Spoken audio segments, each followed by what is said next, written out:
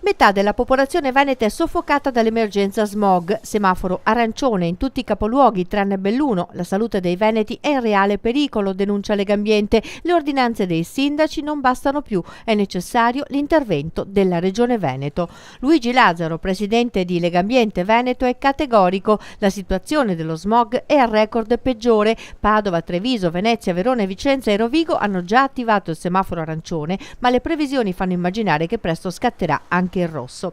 Dall'inizio dell'anno gli sforamenti del valore giornaliero di legge di PM10 si contano a decine nelle città venete, andando a definire una classifica impietosa che vede emergere come peggiore Rovigo con 33 sforamenti, a cui mancano soltanto 2 giorni per arrivare già a febbraio al limite annuale dei 35 sforamenti. Seguono poi Treviso con 30 sforamenti e Padova, Verona e Vicenza con 29, infine Venezia con 28.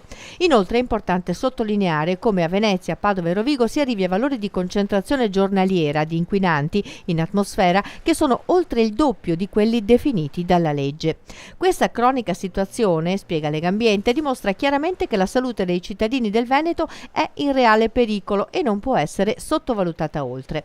Non bastano più le ordinanze a macchia di leopardo dei singoli comuni se la Regione non si impegna a intervenire con coraggio e responsabilità di coordinamento, a partire dall'obbligo di adesione all'accordo di bacino padano per tutti i comuni del Veneto.